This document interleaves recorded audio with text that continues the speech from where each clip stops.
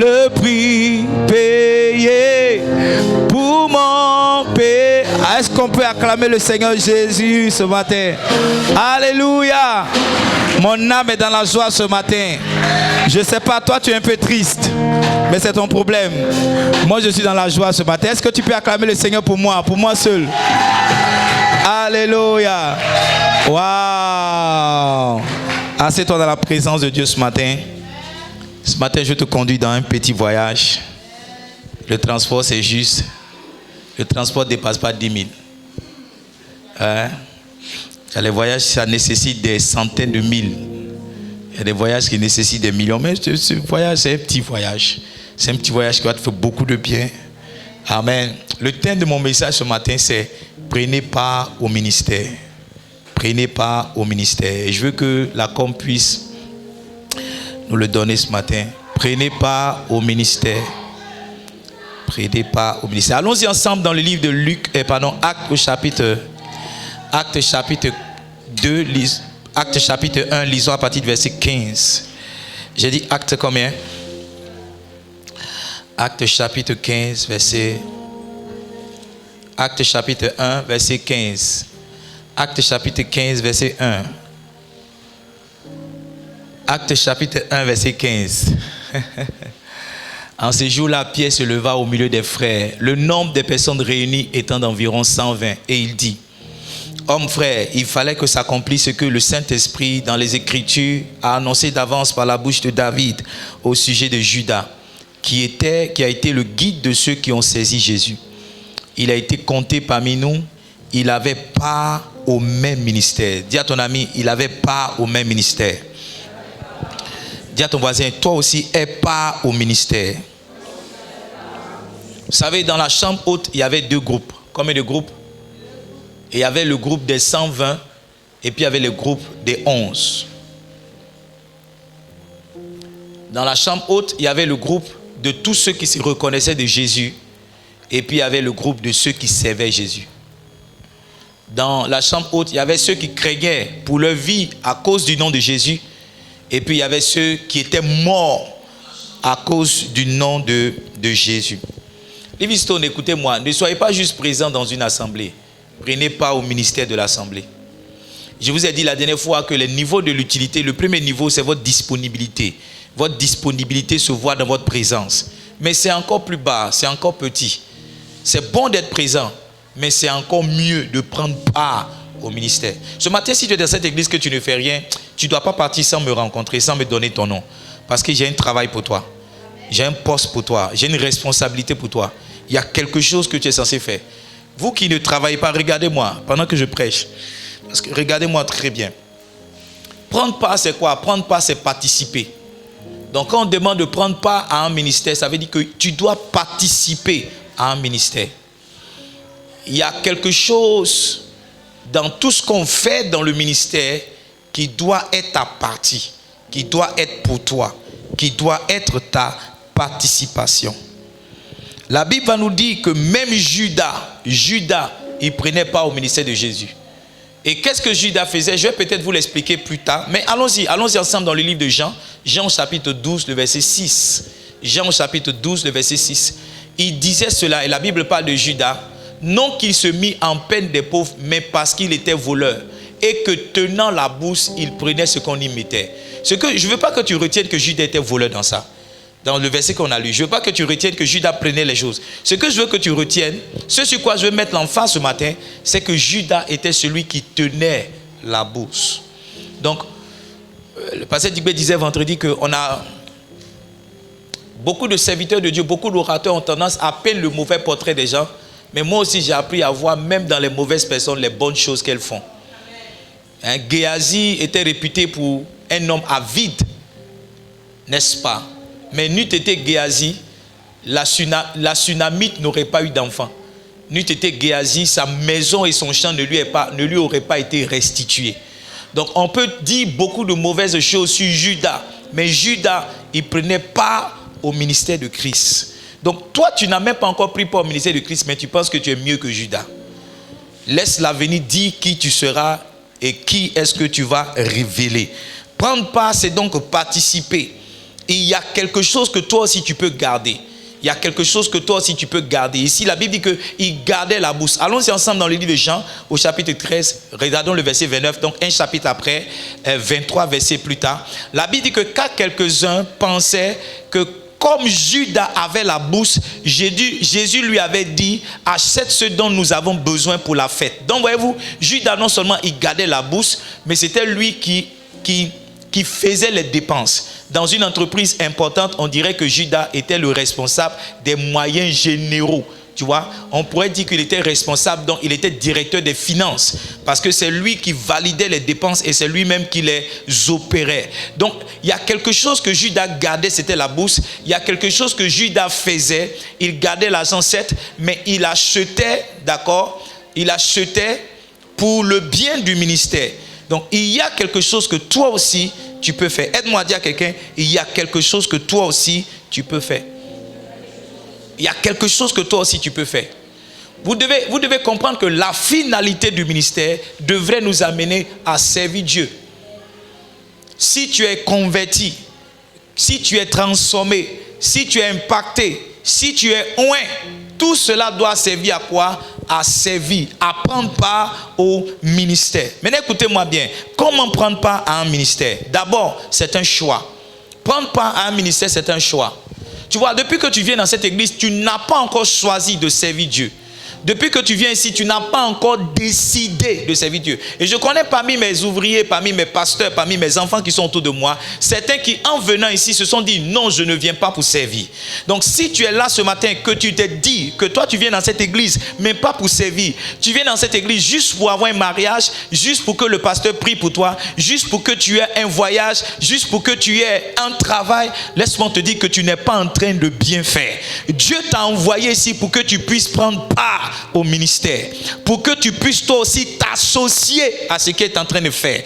Servir Dieu, c'est un appel. Servir Dieu, c'est aussi un choix. C'est aussi comment? C'est aussi un choix. Dans la suite donc de ce passage de Acte, le chapitre 1, le verset 15 jusqu'au verset 26, vous allez voir exactement le verset 23. La Bible dit qu'il présentait deux. Joseph appelé Barsabas, surnommé Justice, et Matthias. La question que je me suis posée ce matin en lisant la parole de Dieu, c'est que est-ce que Matthias aurait voulu qu'on le présente à l'assemblée?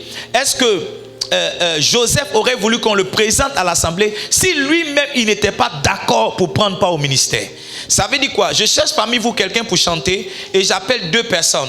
La vérité, c'est que si ces deux personnes ne sont pas d'accord pour faire le travail que je leur demande, elles ne viendront pas devant. Certainement qu'elles me feront signe de la tête pour dire non, papa, pas moi. Certainement que quelqu'un dira, papa, non, je ne veux pas faire cela. Donc, le fait que Joseph, le fait que Barsabas, le fait que Matthias se soit présenté devant les 120, c'était l'expression qu'ils avaient fait le choix. Ils avaient décidé, ils avaient voulu servir Dieu. La Bible dit en 1 Timothée au chapitre 3, j'ai lu le verset 1. La Bible dit que si quelqu'un aspire à la chasse d'évêque, il désire une œuvre excellente.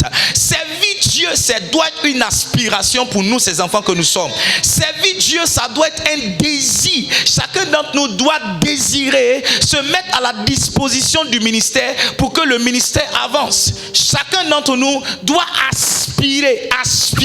Il doit rêver, il doit vouloir de tout son cœur prendre part à ce qui est en train d'être fait. Livingstone, écoutez-moi bien, une belle histoire est en train de s'écrire avec les gens d'ici, avec ce ministère. Ce serait dommage que tu ne fasses pas partie de cette histoire. Une grande histoire est en train de s'écrire avec ce ministère. Et ce serait dommage que tu ne fasses pas part, tu ne prennes pas part à ce ministère. Servir Dieu est un choix. C'est quoi? Servir Dieu, c'est un choix. C'est un choix que tu as fait de juste venir les dimanches. C'est un choix. C'est toi-même qui as décidé. C'est un choix. Et ce matin, je veux que tu revoies ton choix en fait. Ce matin, je veux que tu pousses un peu plus loin ton engagement. Venir le dimanche, c'est bon, mais venir le dimanche, ça ne t'amènera pas plus loin que là où tu es. Si tu veux aller plus loin que là où tu es, tu dois décider de venir le mercredi. Tu dois décider de venir le vendredi. Et tu dois décider de faire la veillée aussi avec nous. Quand il y a des veillées de formation. Écoutez-moi, on n'est pas sauvé juste pour se marier. On n'est pas sauvé juste pour voyager. On n'est pas sauvé. Il dit cherchez premièrement le royaume et la justice. Et toutes ces choses vous seront données par-dessus tout. C'est dommage, mais nous avons mis ce qui est accessoire comme étant ce qui est principal. Ce qui est principal, c'est qu'on puisse chercher le royaume de Dieu. Ce qui est principal, c'est qu'on puisse chercher le salut des âmes. Ce qui est principal, c'est qu'on puisse servir Dieu.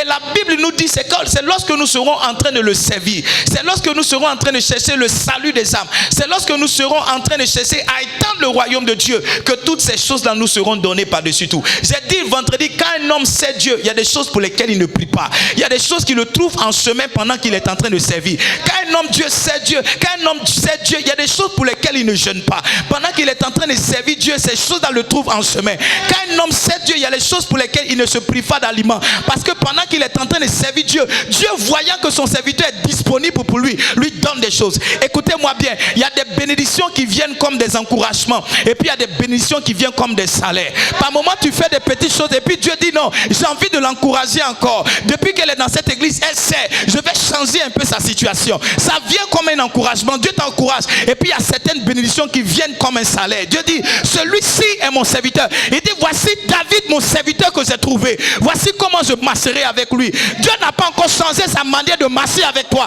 Parce que toi-même, tu n'as pas changé ta manière de marcher avec Dieu.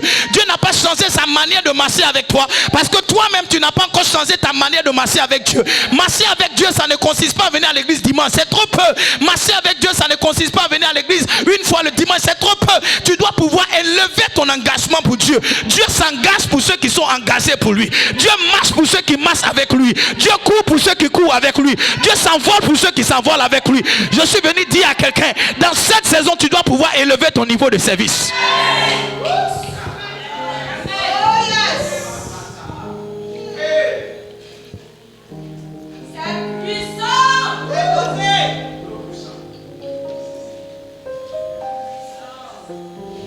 Servir Dieu, il dit celui qui aspire à la charge d'évêque, il désire une œuvre excellente. Ça veut dire que servir Dieu, c'est faire une œuvre. On doit arrêter de t'appeler fidèle. Fidèle, ce n'est pas le nom des gens qui sont sauvés par Dieu, non. On doit t'appeler ouvrier. On doit t'appeler ouvrier. On ne doit pas t'appeler fidèle parce que tu viens que... Tu vois, on t'appelle fidèle parce que tous les dimanches tu es là. Ton nom doit changer. Il dit celui qui aspire à la charge d'évêque. Donne-moi 1 Timothée 3, le verset 1. Il dit il aspire à une œuvre. Être évêque, c'est servir Dieu, c'est vrai. Mais c'est aussi faire une œuvre. On doit t'appeler ouvrier. Il doit avoir dans ce que nous sommes en train de faire une part que toi tu tiens. Une part qui est pour toi. Une part que tu as dans la main. Il doit avoir une part pour toi. La part de Judas, c'était les offrandes. La part de Judas, c'était la bourse. La part de Judas, c'était les finances. Mais dans le ministère, il n'y a pas que les finances. Il y avait d'autres personnes pour organiser. La Bible dit que quand Jésus devait multiplier le pain, il a dit aux disciples, faites-les asseoir par groupe de 50. Il y a des gens pour organiser. Il y a des gens aussi qu'on doit envoyer en mission. La Bible dit que Jésus a envoyé les 12 dans les territoires là où lui-même il ne pouvait pas partir, là où lui-même il devait partir. Tu vois, tu peux faire partie des gens qu'on peut envoyer. Tu peux faire partie des gens qui peuvent organiser. Tu peux faire partie des gens qui tiennent la bourse. Il y a quelque chose dans ce ministère qui doit porter ton nom. Il y a une part qui doit être pour toi. Tu ne dois pas t'asseoir seulement le dimanche et dire je suis parti à l'église, j'attends que Dieu me visite. Non, tu ne dois pas venir seulement le premier culte, dire je suis venu à l'église dimanche, je veux que Dieu me visite. Non, c'est trop peu. Tu as besoin de lever ton niveau d'engagement. Tu as besoin de faire un peu plus. Tu as besoin de faire encore et encore. Tu as besoin de montrer en Dieu que tu es sauvé. Pas pour les miettes, pas pour les choses matérielles, mais tu es sauvé pour les choses spirituelles. Je ne sais pas qui entend ma voix ici ce matin, mais je suis venu te dire de la part de Dieu que tu dois élever ton niveau de service.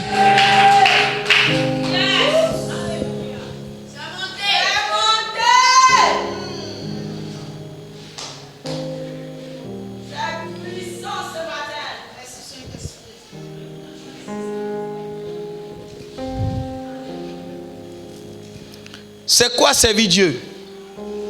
Acte chapitre 1 verset 20. Je m'étais arrêté au verset 17. Reviens au verset 17, on va continuer de lire. Car elle permet à ceux qui sont venus en retard de venir, s'il te plaît.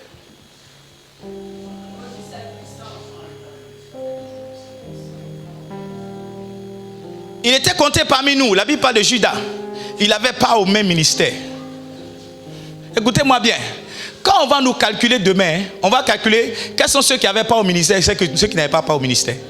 Voici où la distinction va se faire. Je vous ai dit, dans le groupe, dans l'église, là, il y avait les 120. Mais parmi les 120, il y avait des gens qui priaient. Et puis il y en avait qui n'avaient pas au ministère. On ne demandera pas combien de fois tu es venu dimanche. On ne demandera pas combien de fois tu es venu matin. On te demandera à quel ministère avais-tu part. À quel ministère avais-tu part. La Bible dit que cet homme ayant acquis un champ avec le salaire du crime est tombé, s'est rompu par le milieu du corps et toutes ses entrailles se sont répandues. La chose a été si connue de tous les habitants de Jérusalem que ce champ a été appelé dans leur langue Akeldama, c'est-à-dire champ du sang. Verset 20. Il dit, quand il est écrit dans le livre des psaumes que sa demeure devienne déserte et que personne ne l'habite et qu'un autre prenne sa charge. Qu'est-ce que servir Dieu? C'est porter une charge. C'est quoi le ministère? Le ministère, c'est une charge. Ne me dis pas que tu m'aimes quand je suis seul à souffrir pour ce ministère. Ne me dis pas que tu m'aimes quand je suis seul à tout faire dans ce ministère. Ne me dis pas que tu m'aimes quand tu vois les chaises qui ne sont pas placées, que tu ne peux pas les arroser. Ne me dis pas que tu m'aimes quand tu me vois moi en train de prendre le balai pour balayer là où tu devais balayer. Ne me dis pas que tu m'aimes quand tu me vois aller chercher des âmes, prier pour elles, les entretenir, faire d'elles des pasteurs, alors que toi aussi tu peux m'aider à aller les chercher. Où est ton amour pour ton pasteur? Où est ton amour pour Dieu? Quand tu ne peux rien faire pour lui, quand tu ne peux rien faire dans sa maison, où est ton amour pour Dieu? Où est ton amour pour Dieu?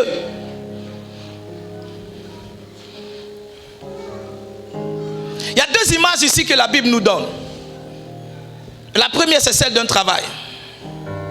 Quand vous lisez les versions paroles de vie, en ce qui concerne le verset 17, je veux qu'on l'ait à l'écran. La version parole de vie dit, il avait sa part de travail. Parlant de Judas, la version parole de vie dit qu'il avait sa part de travail. Et pour ceux qui ont fait l'école de Pierre, je vous ai dit que le ministère est un travail. Le ministère est un travail. Au verset 20, dans parole de vie, il dit, un homme doit le remplacer dans son travail. Ça veut dire que dans la version parole de vie, quand vous lisez, il nous fait comprendre que le ministère en réalité, c'est un travail.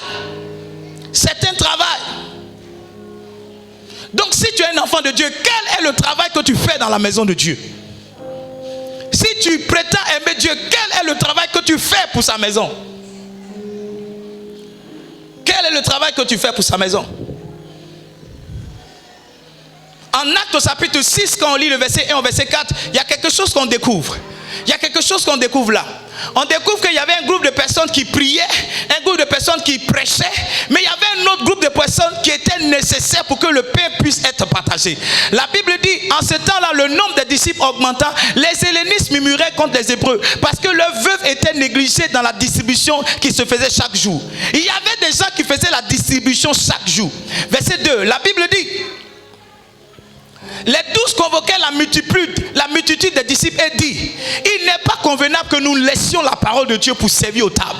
Voici ce qu'aujourd'hui l'église veut. L'église veut que le pasteur qui doit servir la parole, qui doit prier, puisse laisser ce qu'il fait pour aller servir la table, pour aller augmenter le son, pour aller attraper une caméra, pour aller faire, je ne sais pas moi, se jouer les maçons, pour aller coller une affiche. C'est ce qu'aujourd'hui les enfants de Dieu veulent. La Bible dit, Pierre a dit non, choisissez parmi vous 6 personnes de qui l'on rend un bon témoignage, qui soient remplis d'esprit saint, fervent et rempli de sagesse. Nous leur confierons cette tâche.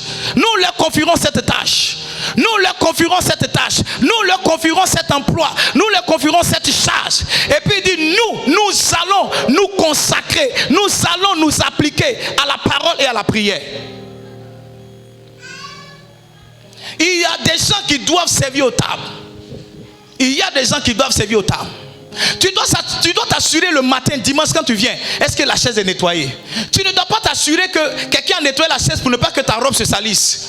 Si quelqu'un n'a pas passé le savon, si quelqu'un n'a pas passé la sépierre, comment est-ce que tu peux trouver la chaise là propre? Il y a beaucoup de choses qui se font avant que tu n'arrives. Ce matin je presse, je regarde le plafond parce que je n'ai pas envie de te regarder. Tu as pensé que je parle de toi? Oui. Et quand je te regarde, tu as dit c'est à cause de toi que je presse ce message. Donc je regarde le plafond. Voilà, j'ai rien le plan. C'est pas parce qu'il y a peur de toi, mais je veux pas t'embarrasser parce que ce message, c'est pas la première fois que tu l'écoutes. Si ça se trouve, le Saint-Esprit t'a interpellé plusieurs fois, mais tu continues d'être dans la foule. Tu viens, tu te mélanges et tu t'en vas. Tu Tu ne peux pas venir ici depuis 1 an, 5 ans, 2 ans, 3 ans et puis être toujours au même niveau. Où tu es arrivé, c'est ce que tu as permis que Dieu fasse pour toi. Il y a des engagements qu'on prend et puis le ciel se lève pour nous. Il y a des engagements qu'on prend et puis Dieu se lève de son trône pour nous. Il y a des engagements qu'on prend et puis quand on prie Dieu, lui-même il ajoute à notre prière. La Bible dit qu'un matin un homme s'est levé, il a offert 1000 holocaustes à Dieu. Ce que les gens avaient l'habitude de voir, c'était un holocauste. Mais un homme a dit, il va pousser loin son engagement. Il va faire ce que les autres ne font pas. La Bible dit que pendant qu'il dormait, la même soir, le même soir où il a fait son holocauste, Dieu est apparu dans son songe. Et Dieu lui a dit, qu'est-ce que tu veux que je fasse pour toi? Je ne connais pas beaucoup de personnes à qui Dieu pose ce genre de questions. Parce qu'il y a très peu de personnes qui élèvent leur niveau d'engagement pour Dieu à ce niveau. Il a dit, Seigneur, je veux la sagesse. Il dit, même ce que tu ne m'as pas demandé, je vais te donner. Dieu donne à des personnes, même ce qu'elles n'ont pas demandé. Pourquoi? Parce que ces personnes-là élèvent leur niveau d'engagement. À quoi est-ce que tu es engagé? Seulement quand tu viens le dimanche? Je peux prêcher à des chaises vides. Je peux prêcher à des chaises vides. Je peux prêcher à des chaises vides. Je n'ai pas besoin de ta présence pour prêcher. Je veux que tu sois là pour que tu serves Dieu, que Dieu te bénisse.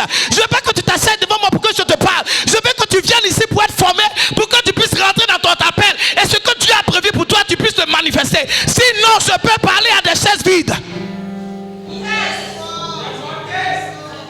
Tous les matins quand je prie, tu n'es pas là. Tous les matins quand je prie dans mon salon, je prêche dans mon studio, tu n'es pas là. Je peux prêcher à des chaises vides. Je peux prêcher à des chaises vides. Oui. Les gens sont toujours en train de dire, mais je ne vois pas Dieu. Qu'est-ce que Dieu peut faire pour moi? Qu'est-ce que Dieu peut faire pour moi? Qu'est-ce que toi tu as déjà fait pour Dieu? Qu'est-ce que tu as déjà fait pour Dieu? Qu'est-ce que tu as déjà fait pour Dieu?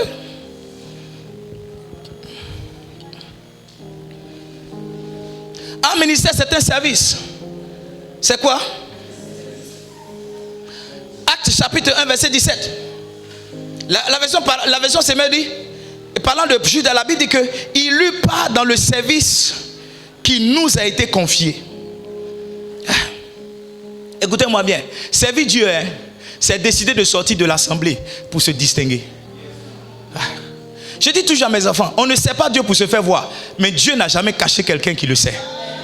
On ne sait pas Dieu pour se montrer. On ne sait pas Dieu parce qu'on est intéressé par de l'argent.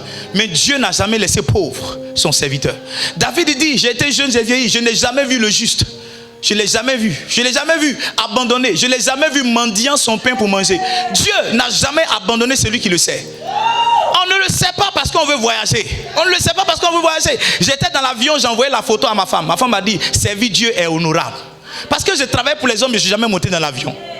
Servir Dieu est honorable. Ce qui m'a fait monter un jour dans l'avion, ce n'est pas une mission de banquier quelque part, ce n'est pas une mission d'assureur quelque part, c'est simplement une mission de serviteur de Dieu.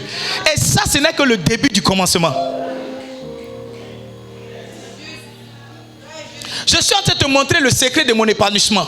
Je suis en train de te montrer le secret de ma paix. Je suis en train de te montrer le secret de ma prospérité. Beaucoup de personnes disent les pasteurs sont des voleurs. Les pasteurs prennent l'argent des gens. Écoutez-moi bien. Combien de personnes peuvent élever le niveau d'engagement là où un pasteur peut l'élever? Je t'ai prêché ici le vendredi de 20h jusqu'à 6h. Mais je n'ai pas dormi toute la journée du samedi. J'ai simplement dormi comme un homme normal samedi de 19h jusqu'à 3h. Voici mon sommeil. En 48 heures, je n'ai dormi que 5 heures.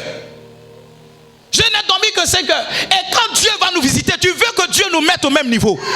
Ce n'est pas la sorcellerie que tu fais. Je veux que toi aussi tu élèves ton niveau d'engagement pour le Seigneur. Te contenter de venir à l'église le dimanche, c'est peu. Et ce n'est rien, ça ne t'enverra nulle part. Même les sorciers vont à l'église le dimanche. Allez-y voir dans notre village, les sorciers qui sont reconnus, ils sont même dans la chorale. Qu'est-ce que tu fais qu'un sorcier ne fait pas? Venez à l'église dimanche, faire une offrande, donner une dîme. Mais ça c'est très peu ça. Je veux t'amener à aller plus loin avec Dieu. Je veux t'amener à tester Dieu. Je veux t'amener à éprouver Dieu. Je veux t'amener à voir Dieu. Je veux t'amener à expérimenter Dieu.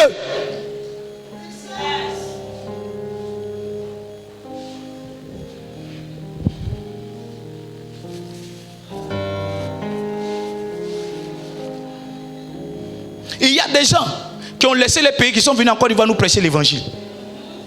Tu penses que l'évangile c'est les bêtés qui les envoient? Ou bien c'est les hébreux qui les envoient? Il y a des gens qui ont laissé leur famille, qui sont passés sur de l'eau pour venir t'annoncer le salut pour que toi tu sois sauvé. Toi tu es sauvé aujourd'hui, même quitter Dabou, même dans Dabou pour annoncer l'évangile tu ne peux pas. Je vous dis, aujourd'hui l'Europe n'a pas Christ. C'est vrai. Mais vous savez un des secrets pourquoi les Européens sont bénis? Parce qu'ils ont sémé. Ils ont sémé. Ils ont sémé. C'est eux qui nous envoient ce que nous sommes en train de prêcher aujourd'hui.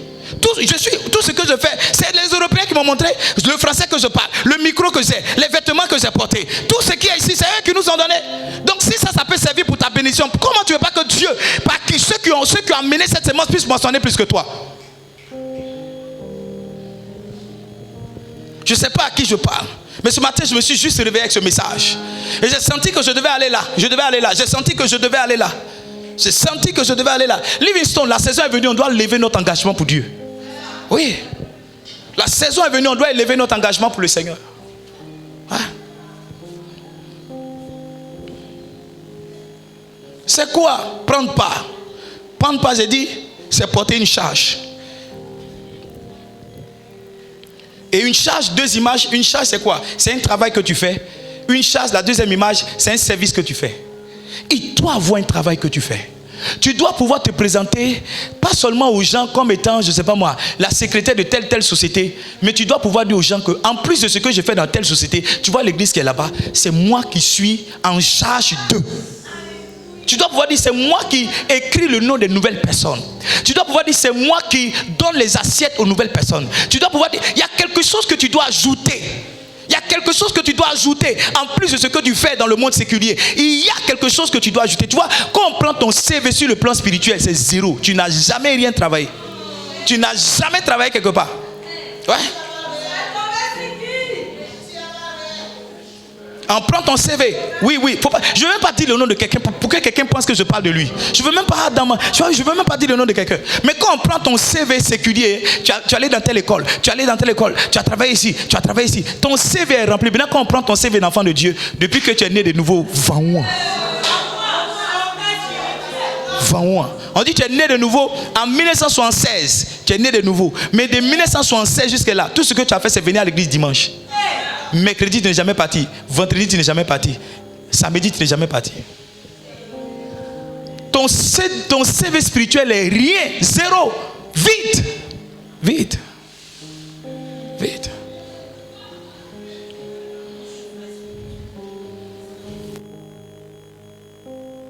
Servir Dieu, c'est décider de sortir du lot des 120. Quitter l'assemblée pour le groupuscule.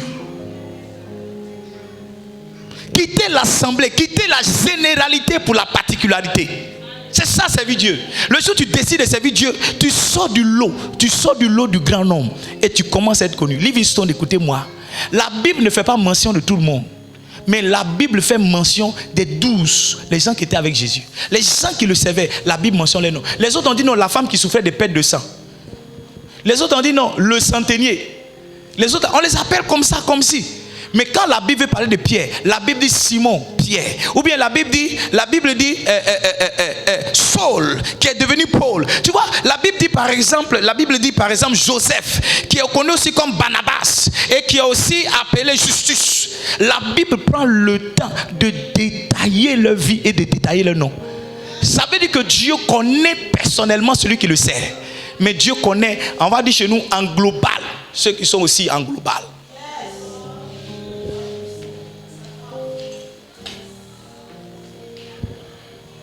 Je ne sais pas si vous êtes là. Ou bien si vous êtes déjà parti, je ne sais pas. Actes chapitre 1, verset 22. Depuis le baptême de Jean jusqu'à aujourd'hui, où il a été enlevé au milieu de nous, la Bible dit, qu'il y ait un qui nous soit associé comme étant témoin de sa résurrection. Tu dois t'associer aux membres de cette église. Tu dois t'associer aux ouvriers de cette église. Ils étaient 120. Et l'apôtre Pierre a dit que parmi les 120, il y ait un qui soit associé à nous qui travaillons. Tu es devenu membre. Maintenant, tu dois devenir un associé de la vision. Tu es devenu membre. Maintenant, tu dois devenir un associé du travail. Tu es devenu membre. Maintenant, tu dois devenir un associé du ministère.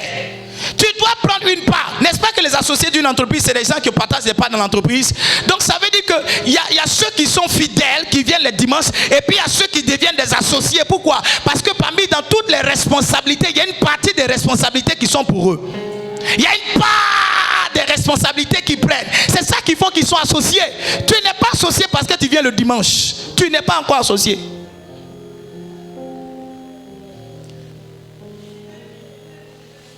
Quelqu'un a dit, ah papa, si c'est comme ça, je ne vais plus venir. Que Dieu te bénisse. On va continuer de t'aimer. On va continuer de t'aimer. Moi, mon amour pour les gens ne s'arrête pas au fait qu'ils ne viennent pas à l'église. Demandez à tous ceux qui sont partis. Mon amour pour les gens, c'est pas est-ce que tu viens à l'église dimanche ou bien tu ne viens pas. Je ne suis pas à ce niveau-là. Je ne suis pas à ce niveau-là. Non. Mon amour pour toi, ça dépasse. Que tu sois là, que tu ne sois pas là, je vais t'aimer. Ouais, je suis obligé de t'aimer. Mais je ne suis pas obligé de m'associer.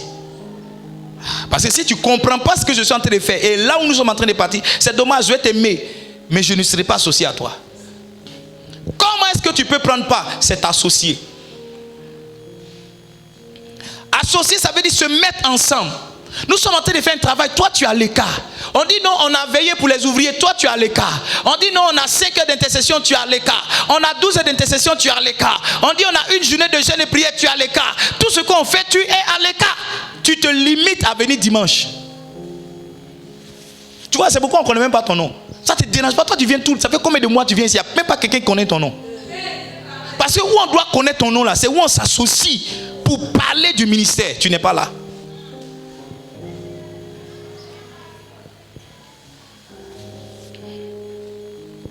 S'associer, c'est se réunir avec des personnes pour une action. Et les hommes disent, et je crois que c'est vrai aussi spirituellement. C'est parce que c'est vrai spirituellement même que les hommes disent. Le nombre fait la force. Quand on est plusieurs, on est encore plus fort. Ouais. Le ministère peut tourner avec le nombre d'ouvriers que nous sommes. Mais le ministère va tourner encore plus vite et plus fort si nous sommes encore plus ouvriers. S'il y a plus de personnes à l'accueil, s'il y a plus de personnes dans les chambres, s'il y a plus de personnes dans le service de l'organisation, s'il y a plus de personnes au protocole, s'il y a plus de personnes, je ne sais pas moi, à la com, s'il y a plus de personnes pour danser, s'il y a plus de personnes pour chanter, le ministère sera encore plus beau. Ma fille a dansé ce matin, elle était seule. S'il y avait 2 personnes au moins qui dansaient, ça allait être encore plus beau. Ce qui me dérange, c'est que toi tu sais faire ces choses et puis tu es assis dessus. Tu es inutile.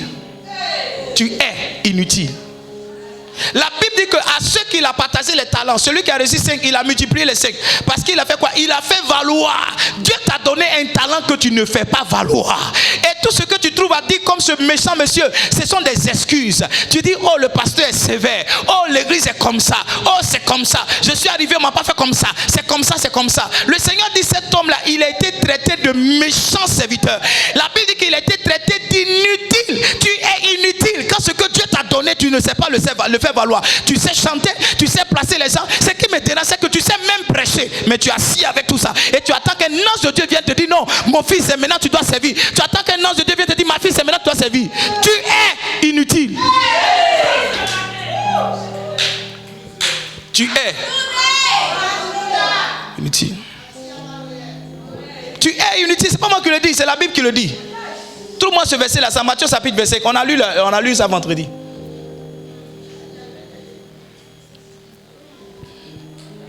S'associer, c'est s'unir, c'est s'allier. Ça me dérange que vous soyez dans la même église, mais toujours en train de vous battre. Je n'ai jamais vu une armée où les mêmes soldats s'entretuent. Je n'ai jamais vu ça. Vous êtes dans une même armée, censé mener un même combat. Mais vous prenez vos fusils et vous tirez les uns contre l'autre. Celle-là m'a parlé mal, celle-là m'a insulté, celle-là m'a fait ça, celle-là m'a fait ça. Écoutez-moi bien, je ne suis pas un enfant de 20 ans. Je ne suis pas un enfant de 20 ans. Si vous ne voulez pas évoluer et rester dans ces animosités, rester dans ces enfantillages, s'il vous plaît, permettez-moi de servir Dieu. Permettez-moi de servir Dieu. Je suis là pour servir Dieu. Je ne suis pas là pour régler des crises enfantins. Savez-vous combien de fois j'ai été humilié? Savez-vous combien de fois j'ai été frustré? Savez-vous combien de fois j'ai été rabaissé? Mais je n'ai pas laissé une frustration m'éloigner de mon appel. Je n'ai pas laissé un rabaissement m'éloigner de mon appel.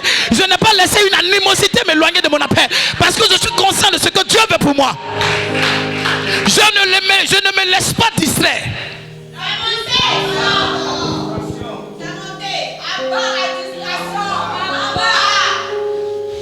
Vous êtes dans une même armée, mais vous retournez vos âmes contre vous.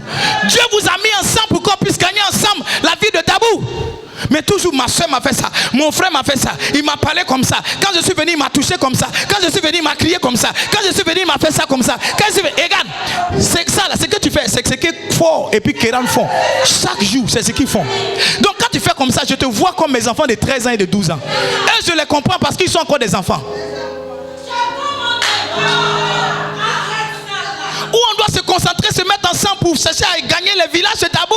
Il y a plein de villages où les gens sont en train de mourir. Il y a plein de villages où les gens ne connaissent pas Jésus. Je dois perdre mon temps. Je dois m'asseoir pour t'écouter, pour écouter ta soeur. Parce que vous ne savez pas vous entendre. Parce que vous ne savez pas vous pardonner. Parce que vous ne savez pas vous parler. J'ai quelque chose à faire moi. Dieu ne m'a pas appelé pour régler vos crises d'enfantin. Dieu m'a appelé pour élever des leaders. Dieu m'a appelé pour élever des serviteurs. Si vous ne voulez pas servir Dieu, s'il vous plaît, laissez-moi le servir.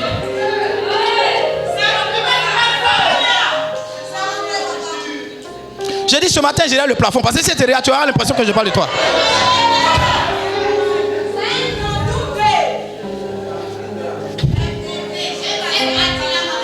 S'associer, c'est s'unir. C'est s'unir. C'est un spermatozoïde qui s'unit à un ovule qui donne un enfant. Le spermatozoïde à lui seul ne peut pas produire un enfant. L'ovule à elle seule ne peut pas produire un enfant. On doit se mettre ensemble pour produire les enfants que Dieu veut pour nous. Ce qui me dérange, c'est qu'ailleurs on t'insulte plus, tu ne parles pas. Mais ces petits à l'église, on te fait une petite remarque, c'est fini, tu es fâché. Gifle matin, midi, soir, tu ne... C'est-à-dire qu'on t'a giflé là, tu retournes là-bas. Mais à l'église, parce qu'on t'a fait une mauvaise remarque, tu t'en vas.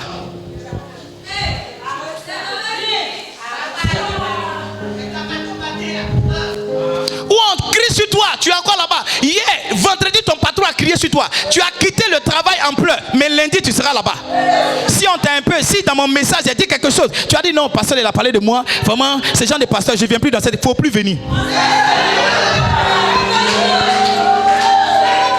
Mais la malédiction va s'attacher à toi. Tu sais pourquoi? Parce que c'est qu'on t'a fait à l'église que tu n'as pas aimé. Si tu acceptes ça ailleurs, tu seras maudit.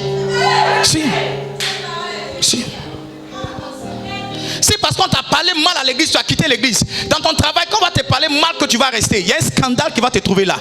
Parce qu'on croit que ton problème, c'est qu'on ne te parle pas mal. Ou bien ton problème, il y a des endroits où on te parle mal, il y a des endroits où on ne te parle pas mal.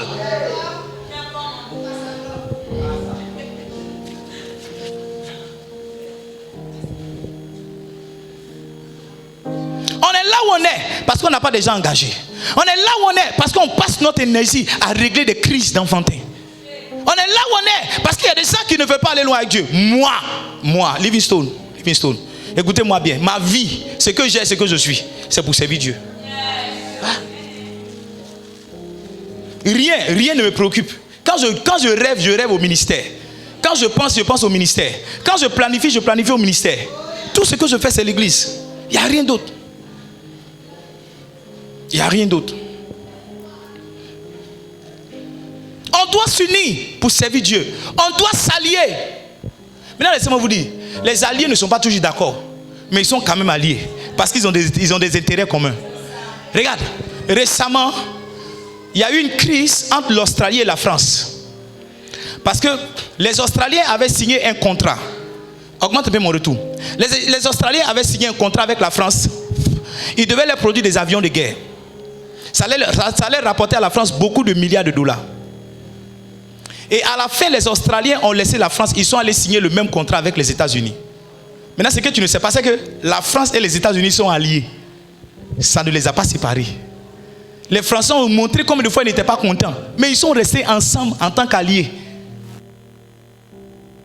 Ils sont alliés qui sont en train de fournir des armes à l'Ukraine pour que l'Ukraine puisse se défendre devant ce que la Russie est en train de faire.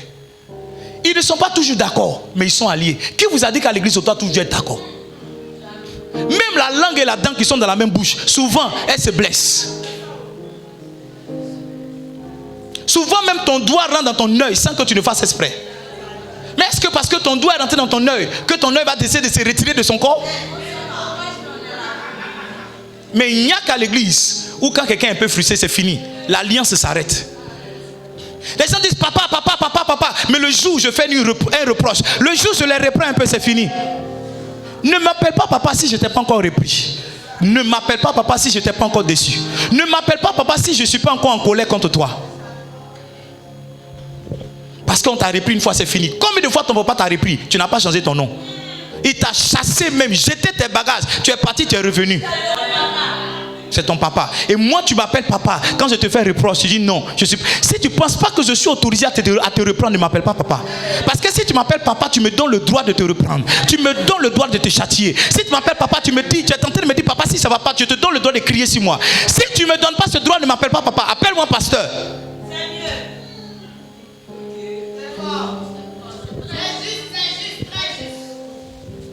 On est là où on est souvent parce qu'on n'a pas accepté que les gens nous parlent mal. On est là où on est parce que les gens n'ont pas accepté qu'on nous parle durement. J'ai fini de prêcher à Life Night. Un pasteur qui m'a vu a commencé à crier sur moi. Je ne le connaissais pas. Il dit mais comment tu peux faire ça? Comment tu peux faire ça? Tu as déconné, tu as déconné. J'étais là et je le regardais avec silence. Parce que quand bien même il utilisait un ton qui pouvait me frustrer, ce qu'il disait était pertinent. Il dit tu ne peux pas prêcher un message comme ça et puis ne pas appeler les âmes. J'ai dit, oh, il est en train de crier devant. Et en plus, devant les gens, tu t'imagines, moi je suis orateur principal. Et il me reprend devant les personnes à qui j'ai prêché. J'aurais pu me frustrer pour dire, qui êtes-vous pour me parler comme ça? Avez-vous les moyens pour organiser un tel programme? Vous me connaissez, je suis aide-moi. Je suis un évangéliste, c'est la grâce de Dieu. Mais je me suis tué, je l'ai écouté. Quand il a fini de parler, j'ai dit, oui, ce que vous dites est pertinent. Lui-même m'a regardé, il dit, tu es humble. Moi-même qui te parle, je me serais emporté si quelqu'un d'autre m'avait parlé comme ça. Ce qu'il a dit était pertinent, j'ai pris ça. Chaque fois maintenant que je prêche, je demande aux gens de donner la vie à Jésus. Il m'a parlé sur un ton qui ne m'a plu, mais il a dit quelque chose qui m'a béni. Ce que tu dois retenir, c'est ce qu'on te dit. Ce n'est pas le ton que tu dois retenir. Ce qu'on t'a dit, c'est ce que tu as compris, mais c'est le ton que tu as compris.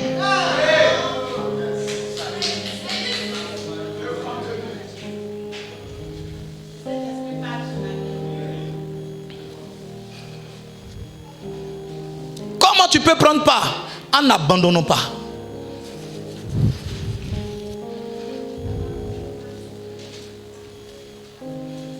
Acte chapitre 1, donne-moi le verset 23. Verset 26.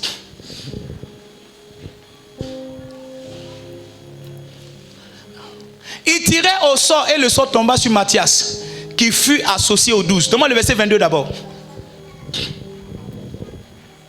Depuis le baptême de Jean jusqu'à ce jour, où il a été enlevé du milieu de nous, il en avait été... Il y en a un qui nous soit associé comme témoin de sa résurrection. Mais il y a un verset que je ne sais pas, ce n'est ni l'un ni l'autre. Le verset dit que Judas a abandonné son ministère. C'est dans le même chapitre. Tout ça pour moi. Comment tu peux prendre part en n'abandonnant pas? En faisant quoi? Tu as trouvé le verset pour moi?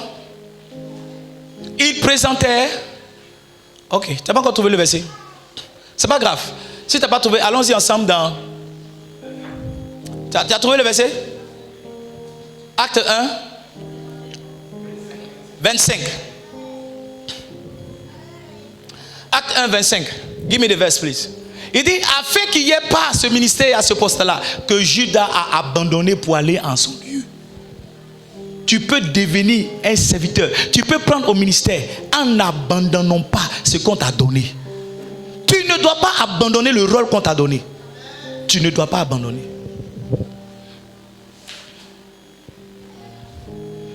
Deux Timothée 4, verset 9. Je finis avec cette partie-là. Viens au plus tôt avec moi. Verset 10. Car Démas m'a abandonné par amour pour le siècle présent. Démas, c'est quelqu'un qui a commencé à servir à côté de Paul. Mais arrivé un moment, il a abandonné. Il l'a abandonné. Je vais parler avec vous sur ce point-là. 3 portes que le diable utilise pour nous faire abandonner nos ministères. Si tu l'as dit amen. Amen. Tu es là bien, tu es parti. Oui, si tu l'as dit yeah, yeah, yeah, yeah, yeah, yeah. Dis yeah, yeah, yeah, yeah, yeah, yeah, yeah. La première porte que le diable utilise pour nous faire abandonner, ce sont nos émotions. Ce sont quoi? Ce sont quoi? Tu as dit c'est quoi? Ce sont nos émotions. Luc chapitre 4 verset 1 verset 13. Quand vous êtes triste, quand vous êtes en colère, quand vous êtes quand vous êtes frustré, ce sont des opportunités que le diable utilise pour vous proposer ces solutions. La plupart du temps, le diable te parle quand tu es frustré, quand tu es amer, quand tu es triste. La Bible dit que Jésus, rempli du Saint-Esprit, revint dans le Judée, fut conduit dans les événements. Verset 2. Où il fut tenté par le diable pendant 40 jours. Il ne mangea rien durant ces jours-là. Et après qu'il fut écoulé, il eut faim. Jésus a commencé à ressentir certaines émotions.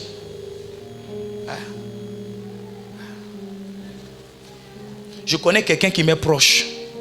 Est-ce que je peux descendre? Je connais quelqu'un qui m'est proche. Il a été initié à la sorcellerie. Il a tué son frère en sorcellerie. Jusqu'à aujourd'hui, quand il a faim, il est méconnaissable. Il peut rire avec toi, mais quand il a faim, il devient dangereux. Tu vois, le diable a utilisé sa faim pour qu'il puisse livrer son frère.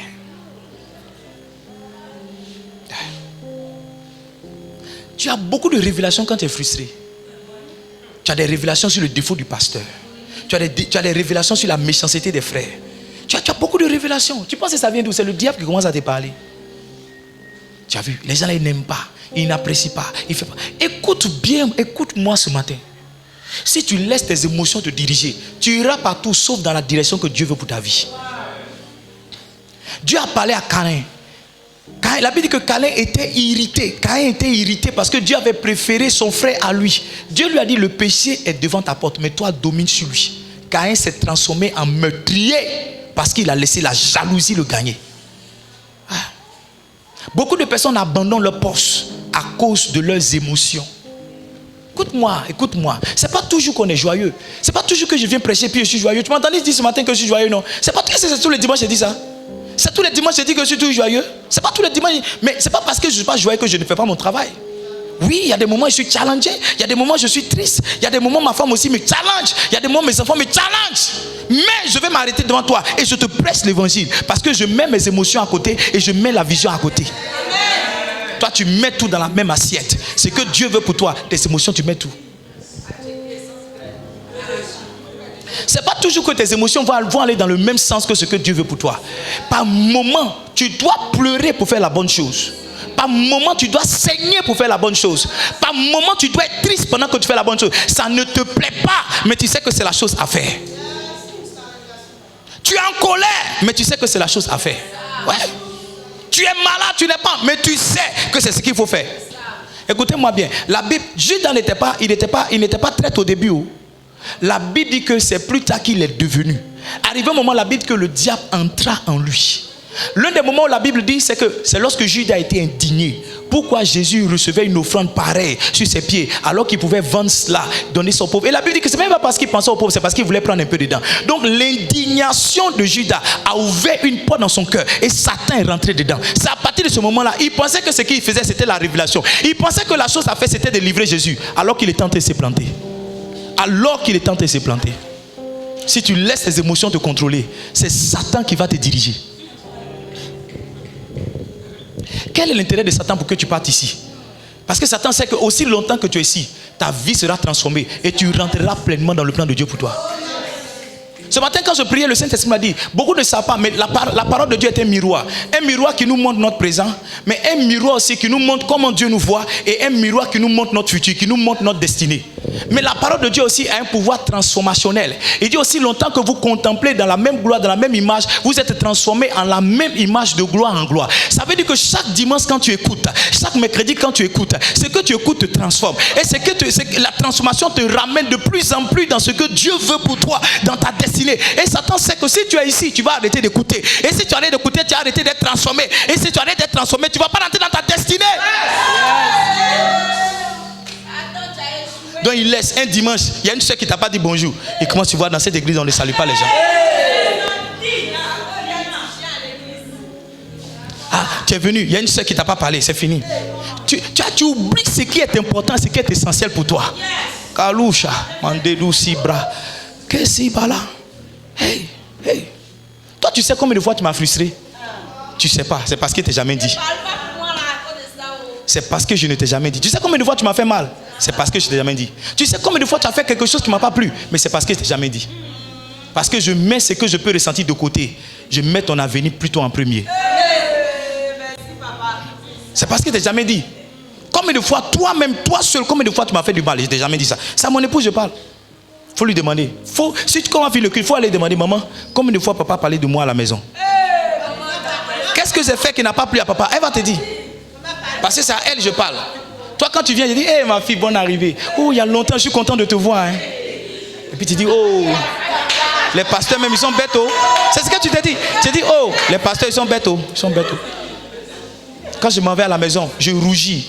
Je dis à ma femme, regarde ce que celle-là m'a fait. Regarde. Quand c'est comme ça, elle m'écoute. Je bavarde. Quand elle vient de bavarder, je viens. Quand tu veux dire, oh ma fille, mais il y a longtemps, on ne te voit plus. Mais viens à l'église, viens. Tu sais pas, c'est parce que je ne t'ai pas dit. Parce que je ne trouve pas important de te dire. Et je ne trouve pas important de garder ça. Je pense que si je mets ça de côté, on peut aller plus loin ensemble. Livingstone, ce matin, il venait parler d'offrande. Hein. Mon message était sur offrande.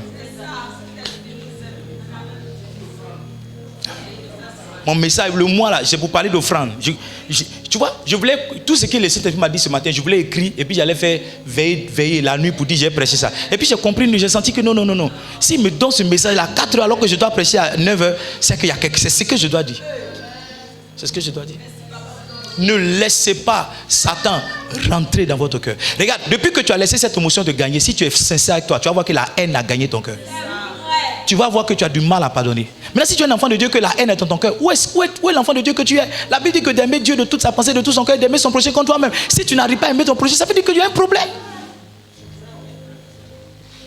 Tu cherches à avoir raison. Moi, je cherche à ce que tu rentres dans ta vision. Tu rentres dans ta destinée. Quelquefois, on donne sa raison à quelqu'un, puis on avance. Un jour, il y a un de mes fils qui est venu dire, non papa, je dois te parler. Il a bavardé. Quand il a fini, il dit, mon fils, tu as raison. Il dit, ok. C'est ce que tu voulais? Prends.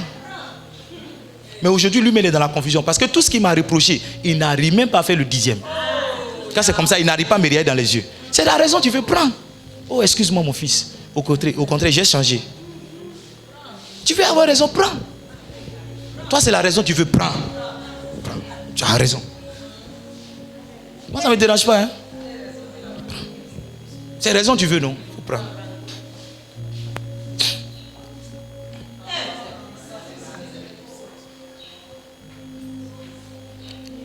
Demande à ton voisin, si c'est la raison, il veut, on va lui donner.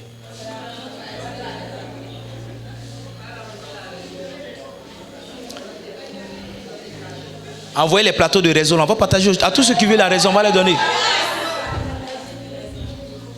Tous ceux qui veulent la raison, on va leur donner.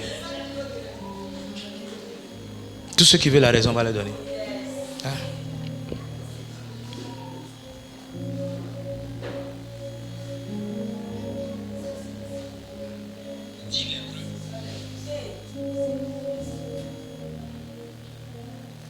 Tous ceux qui veulent la raison, on va leur donner. Ce matin, j'ai fait une lettre d'amour à ma femme. Et j'ai ajouté un peu d'argent. J'ai dit, tiens.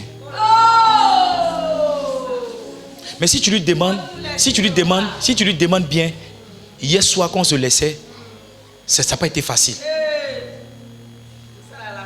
Tu vois? Ça n'a pas été facile. Hein? Ça n'a pas été facile. J'ai reproché à ma femme de m'avoir parlé sur un ton qui ne m'a pas plu. Mais on ne s'est pas vu hier nuit. Tu vois? Ce matin, en venant, je pouvais chercher raison. Pourquoi tu m'as parlé comme ça hier? Et puis les gens étaient là. Pourquoi devant les gens tu me fais ça? Mais je lui ai donné la raison. Et j'ai fait offrande. Je lui ai donné moi encore plus. Elle est venue, elle dit, mais tout ça c'est en l'honneur de quoi? Je lui ai donné. C'est la raison, tu veux, on va te donner. C'est la raison, tu veux, non? Toi tu veux avoir raison, non? On va te donner. Moi j'ai besoin de paix. Tu vois? Ce matin comme ça, j'ai besoin de paix pour passer. Si je ne suis pas en paix, je vais venir attaquer ma femme dans ma prédication.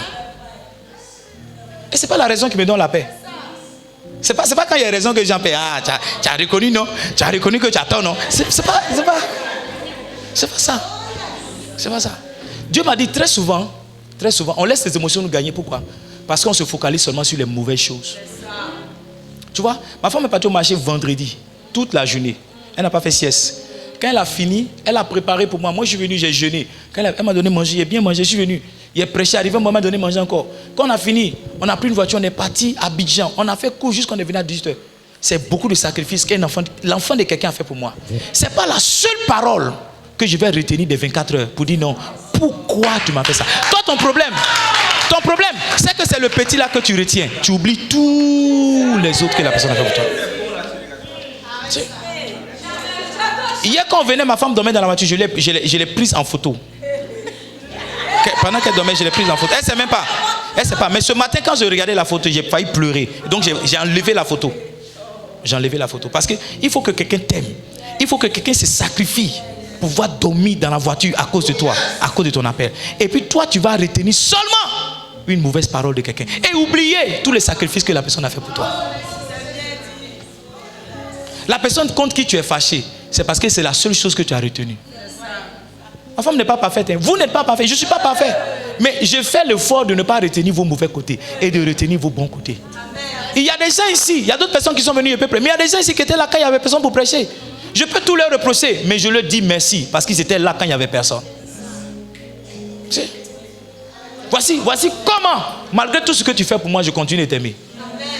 Voici comment, malgré tout ce que tu fais contre moi, je continue de t'aimer. Parce que je ne retiens pas ton seul défaut. Je ne retiens pas la seule mauvaise action. Tu continues les émotions, tu vas avoir raison. Envoie le plateau de raison là. Je vais donner la raison à tous ceux qui veulent la raison ce matin. Je vais vous donner la raison ce matin. Et ça, c'est le vrai signe de la maturité. C'est le vrai signe de la maturité. Quand on dit que quelqu'un est mature là, il a atteint ce niveau là. Tu peux aller dans un programme où on a mal parlé de toi. Tu peux aller. Où on t'a frustré, où on s'est moqué de toi, où on t'a humilié. Et puis on dit viens quand même.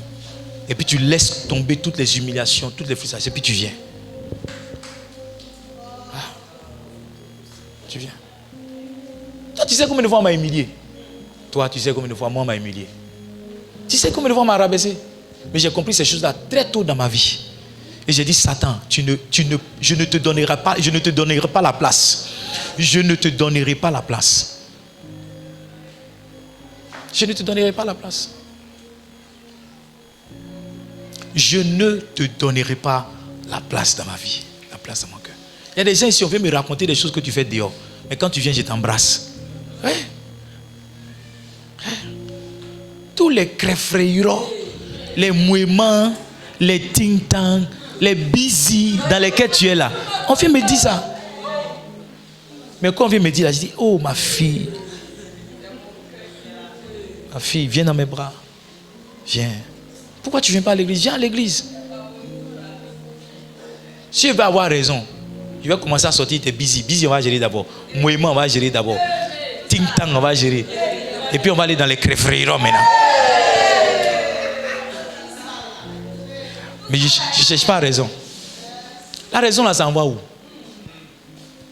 Tu connais quelqu'un qui a un tableau chez lui à la maison? Dis donc, dans le problème de X contre X, c'est elle qui a eu raison. Voici son tableau d'honneur de raison.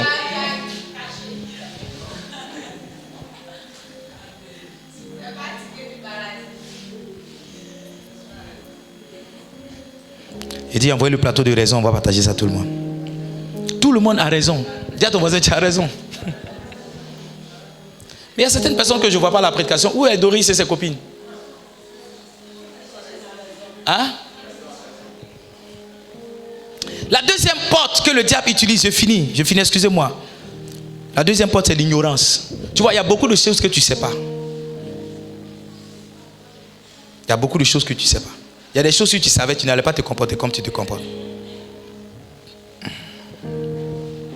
Amen. Il y a beaucoup de choses que tu ne sais pas. C'est pourquoi tu te comportes comme tu te comportes. Mais si tu peux commencer à savoir ces choses-là. La troisième porte que le diable utilise, mais vous voulez que je développe ça? L'ignorance, vous savez. La troisième chose que le diable utilise, c'est quoi? C'est quoi? C'est nos ambitions. Nos ambitions.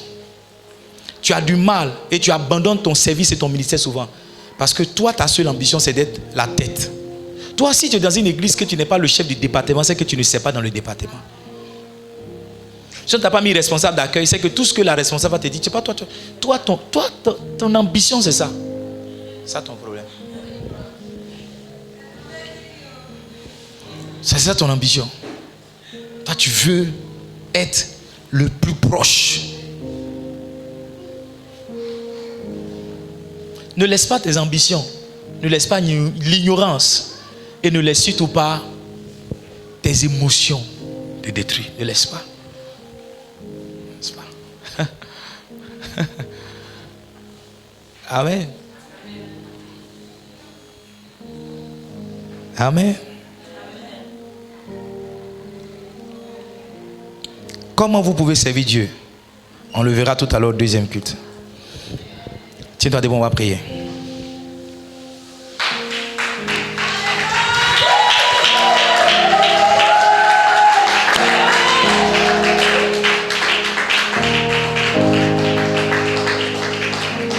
Élève la voix, si le Seigneur t'a béni, commence à parler à Dieu.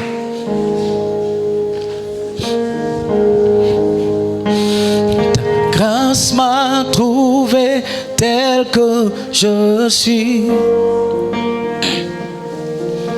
sans valeur.